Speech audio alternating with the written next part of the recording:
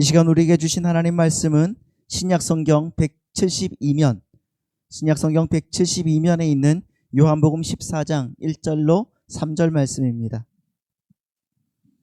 요한복음 14장 1절로 3절 말씀을 우리 같이 함께 봉독하도록 하겠습니다. 시작. 너희는 마음에 근심하지 말라. 하나님을 믿으니 또 나를 믿으라. 내 아버지 집에 거할 곳이 많도다. 그렇지 않으면 너희에게 일렀으리라.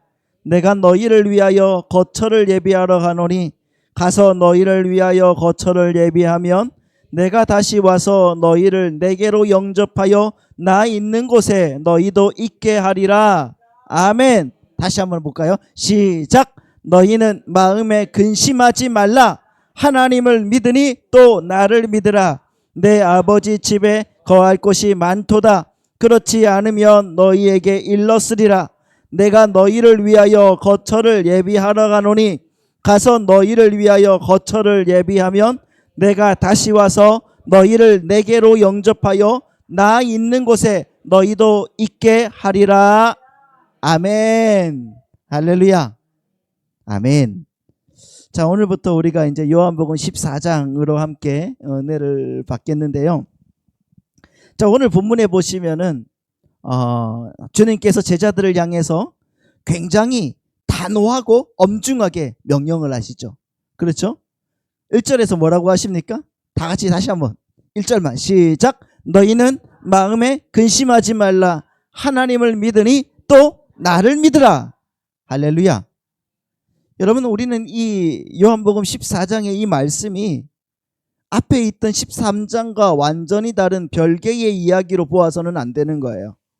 우리가 13장까지 말씀을 쭉 지난주까지 봤잖아요. 그렇죠? 여러분, 성경은 본래 장과 절이 없었어요. 그렇죠? 장과 절이 없었습니다. 그렇기 때문에 13장에서 주님은 유다의 배신과 베드로의 부인을 예고하시면서 구원의 주도권은 누구에게 있다고? 전적으로 하나님께만 있다는 사실과 인간의 가공할 만한 그 열심과 의지가 십자가 앞에서 어떻게 무너져야 되는지, 즉 자기 부인의 필요성을 지난주까지 말씀을 하셨단 말이에요. 그런데 그 엄숙한 말씀 끝에 제자들의 마음에 즉각적으로 찾아온 여러분 그 증상이 뭐예요? 주님께서 이제 나는 십자가에 못 박힐 거야. 나는 이제 죽으러 가는 거야. 이렇게 말씀하시고 나서 그들에게 임한 즉각적인 증상이 뭡니까? 그게 바로 근심이었던 거예요. 근심. 그래서 보면 여기에서 근심이라는 주제가 튀어나오는 것이 갑자기 막 튀어나온 게 아니란 말이에요. 여러분, 근심이야말로 인간이 자기 부인을 거부하고 여전히 내 인생의 주도권을 내가 쥐고 흔들겠다고 버티는 자기 주장에서 기인한 죄의 열매이라는 것입니다. 여러분, 이 근심이라는 것 없는 사람이 있습니까? 네. 여러분, 인간들이 보편적으로 갖고 있는 근심의 주된 내용이 뭡니까? 네. 무엇이 여러분의 밤잠을 설치게 만들죠? 주로 무엇을 먹을까? 무엇을 입을까? 무엇을 마실까? 생존의 문제에 있는 겁니다. 생존의 문제. 또 갑작스러운 사고를 당하지 않을까 하는 두려움과 몹쓸병에 걸려서 고통받거나 아니면은 결국 죽음의 절벽 앞에 서게 되지 않을까 하는 공포, 그것들이 우리를 근심하게 하는 것 아닙니까? 그렇잖아요. 하지만 여러분, 우리 성도님들은 기억해야 됩니다. 여러분, 본래 우리는 어떤 존재였는가? 여러분, 본래 우리는 근심이라는 단어조차도 모르는 존재로 창조되었다는 겁니다. 믿으십니까? 우리 인간은 원래 근심이라는 단어조차도 모르는 존재로 창조되었어요. 왜냐하면 그 근심의 모든 동기와 환경을 완벽하게 제어하시고 통제하시는 전능하신 하나님 아버지께서 인간의 삶을 전적으로 책임지시고 먹이시고 보호하시기로 작정하셨기 때문이에요. 믿으세요? 그렇죠. 그러니까 원래 인간은 창조주 하나님의 보호막 아래에서 근심과는 전혀 무관한 자로 지어졌다는 것입니다. 믿으십니까? 왜 아멘이 없을까요? 그런데 진짜 바보 같고 그 어리석고 미련한 인간들이 그 풍성하고 안전한 하나님의 그 품을 거부하고 내가 내 인생의 왕이 되어서 나를 책임지겠다고 선언하고 자기 발로 떠나버린 겁니다. 그렇게 선언한 그 선악과 사건의 그 밤 이후로 인간의 역사는 근심과 염려로 점철된 아주 비참하고 초라한 생존 투쟁이 되어버린 겁니다. 그때부터 인간은 철저한 결핍과 부족 속에서 오직 스스로의 힘으로 자신을 보호하고 스스로 행복을 창출해야만 하는 영적인 고아의 신세가 되어버린 겁니다. 그러니까 여러분 한번 생각을 해보시면은 결국 모든 근심의 뿌리가 뭡니까? 모든 근심의 뿌리가 뭐죠? 그것은 내가 나를 지켜야 된다.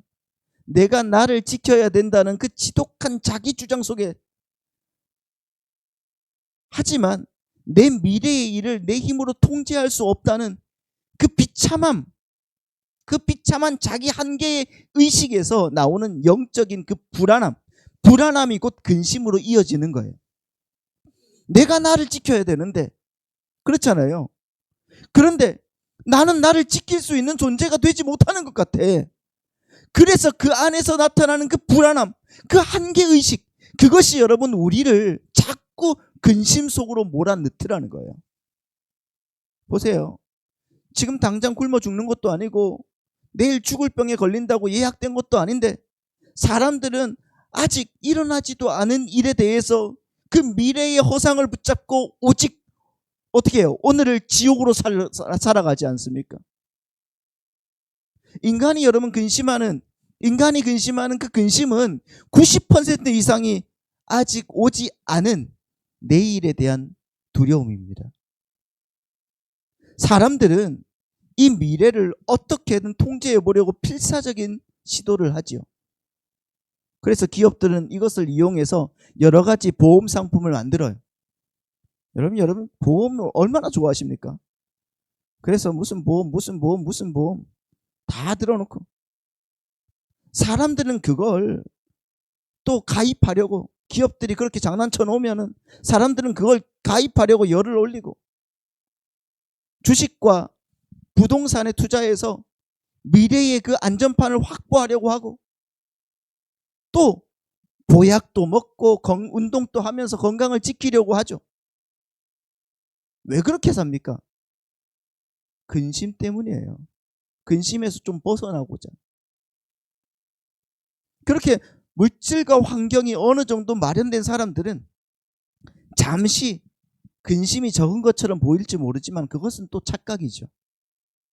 여러분, 우리 인간의 힘과 노력으로 결코 제어할 수 없는 무수한 사건과 정황들이 우리 인생의 밀물처럼 들이닥칩니다.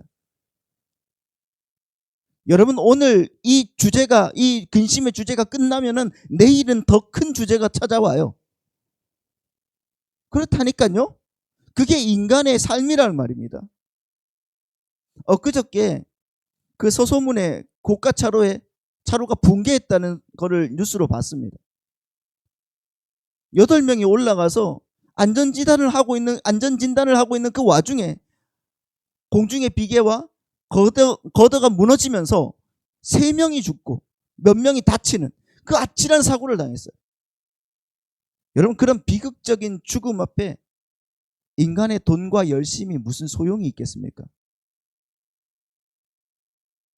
여러분, 쓰나미 같은, 태풍 같은 천재지변을 인간의 과학이 막았을 수 있습니까?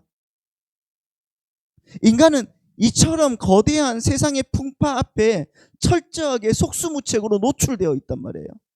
아무리 발부동을 쳐도 어쩔 수 없는 근심들이 도처에서 우리를 향해 돌진해서 들어온단 말입니다. 그러므로 하나님을 떠난 인간에게 근심은 필연적인 것이고요, 세상의 그 어떤 위로나 값진 선물로도 이 본질적인 슬픔과 두려움을 상쇄시킬 수가 없다는 것입니다.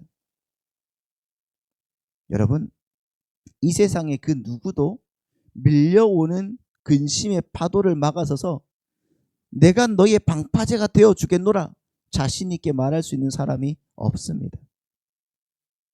그러나 오늘 본문에서 주님은 이 비참한 운명에 갇힌 제자들에게 단 하나의 명확한 해결책이 있다고 말씀해 주고 있어요.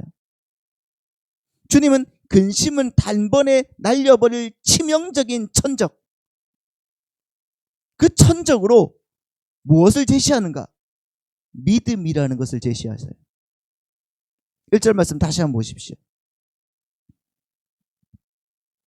같이요. 시작.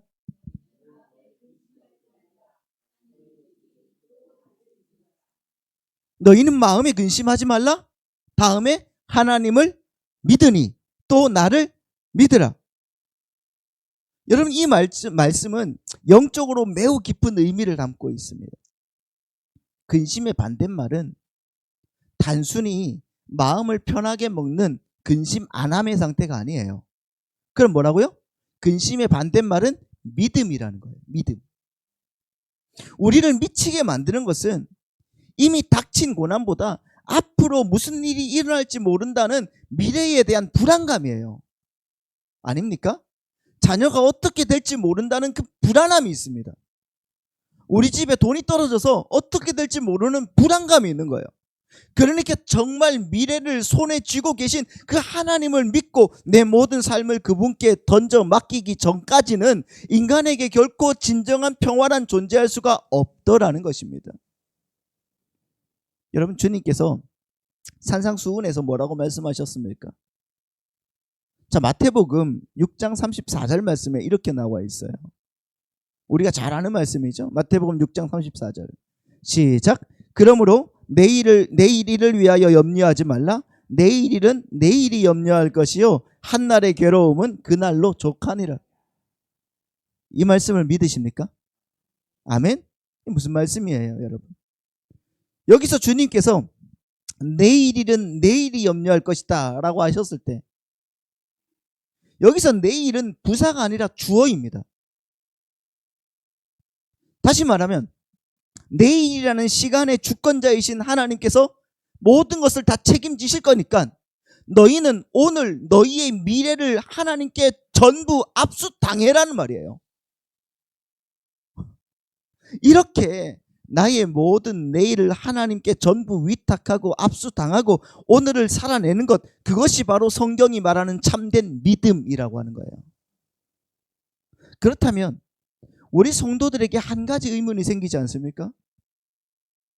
목사님, 나도 예수 믿는 믿음이 분명히 있는데 왜 내 영혼에는 이토록 근심이 떠나지 않고 이 다크서클이 턱 밑까지 내려와서 정말 힘들게 합니까? 믿음과 근심이 천적 관계라면 예수 앞에 귀신이 쫓겨나가듯이 내 믿음 앞에서 근심은 36개 주랭당 쳐야 되는 것 마땅하지 않습니까? 그렇잖아요. 우리가 믿음이 없는 것도 아니고. 여러분, 여기서 중요한 것은 우리는 믿음의 본질적인 속성을 올바로 이해해야 된다는 거예요. 여러분, 믿음은 그리스도의 구속 사건을 통해서 우리에게 단번에 완료형으로 주어지는 게 맞아요. 하나님의 은혜의 선물로 주어지지만 동시에 여러분, 이 역사, 이 히스토리, 역사라는 삶의 현장 속에서 양육과 훈련과 교육을 통해서 조금씩 더 밝게 깨달아가고 쌓아가는 그 현재형의 과정이기도 한 겁니다. 다시 말하면 뭡니까? 십자가에서 완성된 객관적인 믿음의 풍성한 내용이 우리의 삶에, 우리의 역사적인 그 삶 속에서 주관적인 믿음으로 번역되고 이해되어야 되는 과정이 꼭 필요하다는 거예요. 그래서 사도들의 서신서에서 예외 없이 사도들이 뭐라고 합니까?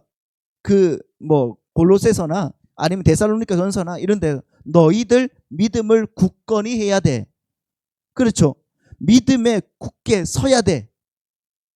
그렇게 권고가 계속적으로 말하고 있는 거예요. 공고를. 이미 믿음을 선물로 받은 자들에게 왜 믿음을 굳게 하라고 합니까? 복음의 내용을 올바로 배워서 깨닫고 정립시키고 있어야 된다는 뜻이에요. 여러분, 우리 가운데 그런 마음과 생각으로 살아가야 되는 겁니다.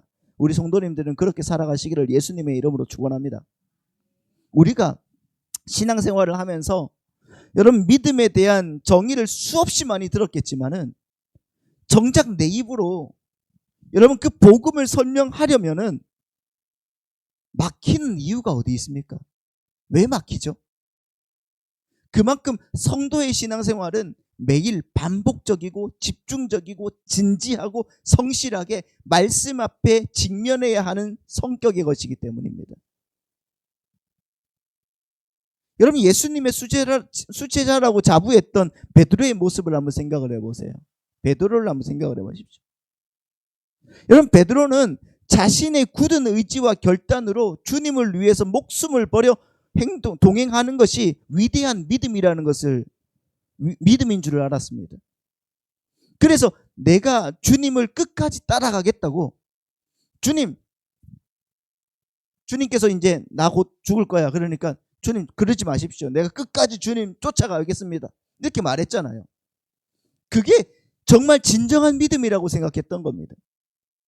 하지만 주님 뭐라고 하십니까? 야, 닭 울기 전에 네가 나를 3번 부인할 거야. 주님은 베드로가 내놓은 그 인간의 열심의 그 믿음을 처참하게 풍비바싹 내버리시는 거예요. 주님은 베드로에게 닭 울음소리를 통해서 이렇게 말씀하시는 겁니다. 야, 베드로야, 참된 믿음이라는 것은 네가 나를 위해서 죽어주는 그 호의가 아니라 아무 힘도 없고 불가능한 너를 위해서 내가 대신 죽고 너를 건져내겠다는 사실을 전적으로 신뢰하는 거야. 그거란 말이에요. 여러분, 이 믿음에 관한 거대하고 상세한 해설서가 뭡니까? 바로 성경이에요. 그러므로 우리는 이 성경 말씀을 통해서 복음의 내용을 평생도록 반복하여 공부하고 확인해야 되는 거예요. 날마다 하나님 말씀을 읽으면서 이 믿음이 무엇인가를 확인해 나가야 되는 겁니다. 찬송가에 그런 찬송가가 있어요. 평생에 듣던 말씀 또 들려주시오. 이런 찬송가가 있잖아요. 평생에 듣던 말씀을 또 들려주십시오 고백하면서 들었던 그 복음을 또 듣고 싶고 또 듣고 싶어서 가슴이 뛰는 자들이 바로 성도들인 거예요. 여러분, 그렇습니까? 하나님 말씀을 또 듣고 싶고 또 듣고 싶고 계속 듣고 싶은 그 마음이 여러분 가운데 있습니까? 왜 아멘이 없을까요? 그 말씀이 여러분 가운데 있기를 소망합니다. 그 믿음, 이 지속적인 말씀의 확인과 깨달음이 멈출 때 우리의 영혼은 즉시 그 무방비 상태로 세상 근심에 노출될 수밖에 없는 거예요. 그래서 우리는 말씀으로 무장하자 하는 겁니다. 디모데전서 6장 3절 이하에 보면은 사도 바울이 그 디모데에게 무서운 경고를 내리는 것을 볼 수 있습니다. 한번 보십시오. 디모데전서 6장 3절부터 5절까지 한 말씀을 한번 보십시오. 같이 읽습니다. 시작. 누구든지 다른 교훈을 하며 바른 말 곧 우리 주 예수 그리스도의 말씀과 경건에 관한 교훈을 따르지 아니하면 그는 교만하여 아무것도 알지 못하고 변론과 언쟁을 좋아하는 자니 이로써 투기와 분쟁과 비방과 악한 생각이 나며 마음이 부패하여지고 진리를 잃어버려 경건을 이익의 방도로 생각하는 자들의 다툼이 일어나느니라. 무슨 말입니까? 누구든지 바른 말이 뭐예요? 곧 예수 그리스도의 말씀과 경건에 관한 교훈을, 이게 바른 말이거든요. 그것을 따르지 않으면은 그는 교만하여 아무것도 알지 못하고 변론과 언쟁을 좋아하게 된다고 말하고 있죠. 그래서 결국 이 사람은 마음이 어떻게 된다고요? 부패하여지고 진리를 잃어버려서 경건을 자기 이익의 방도로, 그러니까 자기 이익의 재료로 생각하는 타락에 이르게 된다는 것입니다. 여러분, 오늘날 수많은 종교인들이 바로 이 자리에 머물러 있는 거예요.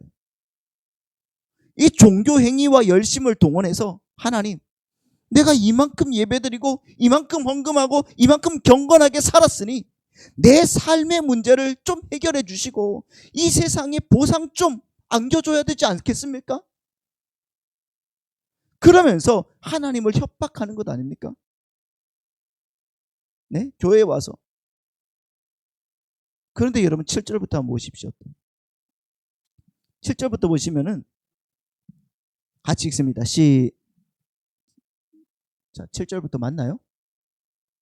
자, 시작. 우리가 세상에 아무것도 가지고 온 것이 없음에 또한 아무것도 가지고 가지 못하리니 우리가 먹을 것과 입을 것이 있은즉 족한 줄로 알 것이니라.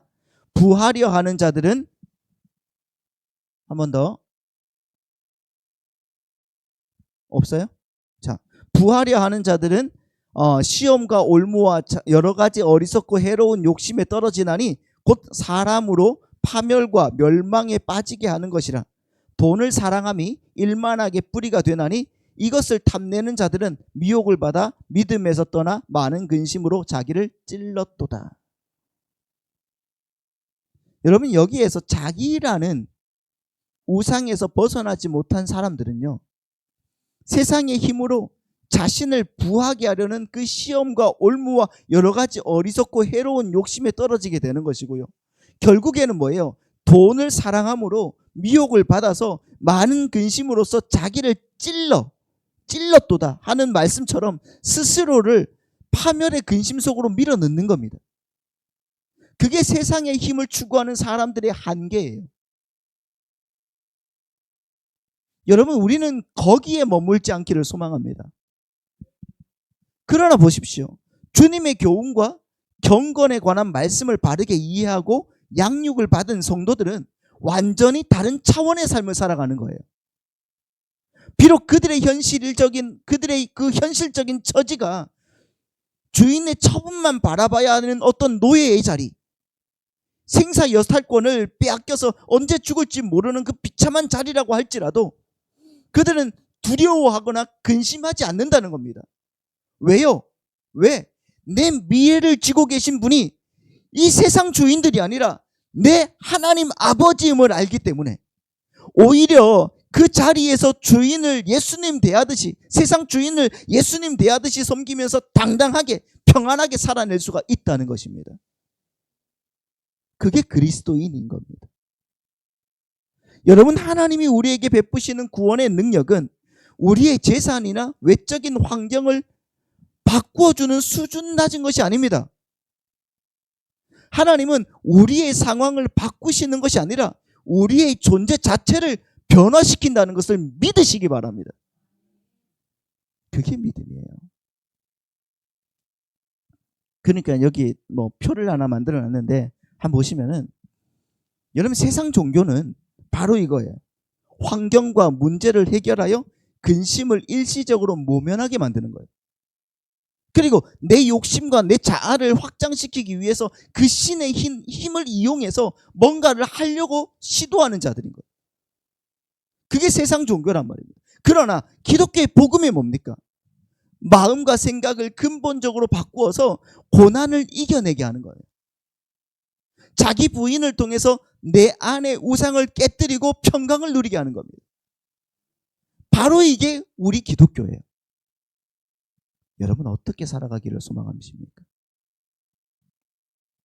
예수님께서 수고하고 무거운 짐진 자들아 다 내게로 오라 이렇게 초청하셨을 때 내 등에 있는 나의 인생의 짐을 당장 치워주겠다고 말씀하셨습니까? 아니에요. 그 무거운 짐을 진 채로 그냥 내게로 오라 말씀하셨단 말이에요. 수고하고 무거운 짐진 자들아 내게로 오라. 내가 너희를 쉬게 할게. 쉬게 한다고 풀어준다는 게 아니란 말이에요. 지고 있단 말입니다. 그러나 내 멍에를 메고 내게 배우면 너희 마음이 쉼을 얻을 것이다. 그래서 더 이상 그 짐이 무겁지 않게 될 것이다 라고 말씀하시는 거예요. 상황은 그대로예요. 우리의 상황은 그대로인데 내 마음과 내 가치관이 바뀌는 거예요. 내 세계관이 바뀌어져요. 그래서 그 상황을 무력화시켜 버리는 것이 복음의 방식이라는 거예요. 똑같이 사업에 실패해서 전 재산을 날린 두 사람이 있어요. 한 사람은 그 고통과 미래에 대한 불안감을 견디지 못해서 스스로 목을 매달아 죽습니다. 하지만 복음을 아는 또 다른 성도는 그 비참한 처참한 그 부도의 현장 속에서 눈물을 흘리며 이렇게 고백하는 겁니다. 하나님, 내가 그동안 돈을 우상 삼아 이 세상의 힘의 노예로 살았던 그 교만을 깨뜨리시기 위해서 내 삶에 이 가난이라는 정화의 선물을 허락하셨군요. 참 감사합니다. 그렇게 고백할 수가 있는 것이 바로 믿음인 거예요. 내 힘으로 고백할 수 있습니까? 못해요. 세상 사람들이 볼 때는 그래서 믿음이 있는 자들이 미친 자들 같이 보이는 거예요. 이게 믿음의 힘이거든요. 어떤 사람은 그것 때문에 근심하여 파멸에 이르지만은 성도는 그것을 나를 가나안으로 이끄시는 하나님의 세심한 배려와 훈련으로 받아들이기까지 자라나는 겁니다. 한번 생각을 보십시오. 하나님이 여러분을 이 땅에서 부자 만들고 멋지게 성공시켜서 대체 어디에 쓰시겠습니까? 네? 하나님의 유일한 목적은 당신의 자녀를 자녀답게 거룩하게 빚어내는 것뿐입니다. 이를 위해서 필요하시다면 하나님은 때로 우리의 삶을 발가벗기실 수가 있는 것이고 깊은 고난의 수렁에 밀어 넣으실 수도 있는 것입니다. 그러나 그 고단한 그 경험이 내 영혼을 정결하게 하고 하나님의 백성됨을 확인하게 한다면 그것이야말로 진짜 복이 아니겠습니까? 아니에요? 이게 복이죠. 오늘 다시 여러분 본문으로 돌아갑시다. 본문으로 돌아가서 여러분 제자들이 왜 근심하고 있었는지 그 속내를 한번 들여다보십시오. 제자들은 지금 예수님이 죽으러 가신다고 하니까 지난 3년 동안 자신들이 생업을 팽개치고 주님께 올인했던 그 모든 투자와 노력이 물거품 될까 봐 근심에 쌓여 있었던 거예요. 그들은 방금 전까지 내가 크니 네가 크니 하면서 멱살잡이 했던 자들입니다. 가룟 유다가 정치적 군사적 메시아를 원했던 것처럼 여러분 제자들 역시 그 강력한 힘을 가진 왕으로서의 예수님을 기대했어요. 예루살렘 성에 입성했을 때 구름대처럼 몰린 그 군중들이 소리 지르던 그 호산나 호산나, 종려나무 가지를 흔들면서 호산나를 그 환호하면서 했던 그 소리를 들었던 그 제자들의 심정이 어떻겠습니까? 심장이 떨어져 나갈 듯이 터지는 그 흥분 속에 있었을 거예요. 드디어 이제 내 고생 끝에 낙이 온다고, 응? 영의적 좌의정 이 자리가 보장이 되는구나. 탐욕이 가득한 여러분 그런 마음들이었을 거예요. 예수님은 십자가의 죽음을 앞두고 심령이 민망하여 고통스러워 하시는데 그 앞에서 세베대의 아들 야고보와 요한은 어머니까지 대동해서 뭐라고 합니까? 주님 영광 중에 주님께서 오실 때 우리 하나들은 주님의 우편에 하나들은 주님의 좌편에 앉혀주십시오. 이렇게 취마바람까지 일으켰어요. 그런 청탁까지 일삼았습니다. 그때 주님이 뭐라고 하십니까? 제자들에게 너희가 나의 마시는 잔을 마실 수가 있느냐? 그렇게 물어보니까 그 잔이 무엇인지도 모른 채 권력에 눈이 멀어서 다 할 수가 있습니다. 다 마실 수 있나이다. 외쳤던 자들이 바로 제자들이고요. 동시에 그들이 바로 오늘날 우리의 자화상이 아닌가 한번 생각을 해보십시오. 그게 바로 우리입니다. 우리. 구원을 받았다고 하는 우리 역시 여전히 야고보와 요한처럼 이 세상의 힘과 성공만을 호시탐탐 구하고 있지는 않습니까? 주님은 세상을 포기하지 못해서 근심하는 자들에게 말씀하십니다. 하나님을 믿으니 또 나를 믿으라. 이 말씀은 너희가 지금까지 로마의 압제와 수모 속에서도 화려한 다윗 왕국을 재건할 수 있는 하나님을 굳게 믿으며 하루하루 버텨왔던 것처럼 이제 내가 십자가에서 힘없이 도살당하는 양처럼 죽어갈지라도 나를 그렇게 믿으라는 뜻입니다. 나는 완전히 실패하여 끝이 나는 것이 아니라 반드시 너희들에게로 다시 돌아올 것이라고 약속하시는 거예요. 실제로 그 예수님은 성령의 모습으로 여러분의 심령 속에 이미 돌아오셨습니다. 약속을 지키셨어요. 그리고 신랑 되신 주님이 처소를 예비하여 나 있는 곳에 너희도 영원히 함께 살게 하겠다고 선언하셨습니다. 성도는 이미 영원한 하나님 나라의 승리와 복락을 확보한 자들이라는 것입니다. 그렇다면 왜 우리 인생에 여전히 눈물과 고통과 근심거리가 남아있는 것일까? 왜 그래요? 그것은 우리가 과연 그 영광스러운 하나님 나라에 어울리는 거룩한 자격을 갖춘 자들인가를 우리의 삶 속에서 뼈저리게 경험시키기 위해서 하나님께서 이 역사 속에서 그 신기루 같은 근심, 그 근심들을 일시적으로 허락하신 것뿐이라는 것입니다. 여러분, 세상은 우리를 삼키기 위해서 홍수와 풍랑으로 계속해서 도발해 올 겁니다. 하지만 우리는 무리를 걸으시며 풍랑을 잠재우신 예수 그리스도 안에 결합된 자들이라는 것을 기억하시기 바랍니다. 그러므로 풍랑 속에서 세상 사람들과 똑같은 비명을 지르면서 허우적거리지 말고 이 풍랑을 발로 밟고 일어서시는 믿음이 우리 성도님들에게 임하기를 예수님의 이름으로 축복합니다. 그래서 눈을 떠서 이건 신기루다, 아무것도 아니다, 허상이다, 이 고난은 결코 나를 지옥으로 끌고 가지 못하고 나를 하나님의 사랑에서 끊을 수가 없다 라고 하는 믿음의 선언이 여러분에게 있기를 축복합니다. 여러분, 성도는요, 홍해를 건너서 애굽에서 건져지는 순간부터, 그렇잖아요, 애굽에서 건져지는 순간부터 가나안이라고 하는 정해진 목적지를 향해서 움직이도록 인생이 자동 설정된 자들입니다. 자동 설정이에요. 내가 가나안으로 가야지 하는 게 아니에요. 설정이 되어 있어요. 우리는 강철이 거대한 자석에게 막 이끌려서 불강력적으로 끌려가듯이 우리는 하나님의 나라로 그렇게 끌려가게 되어 있는 거예요. 그 여정 속에서 하나님이 허락하시는 그 징계와 고난은 결코 우리를 죽이거나 중도에 탈락시키지 않습니다.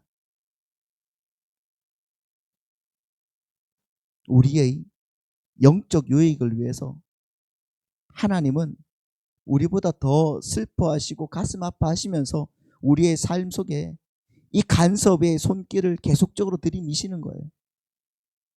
기억하십시오. 그럼 디도서 한번 보고 마치겠습니다. 디도서 2장 11절 말씀.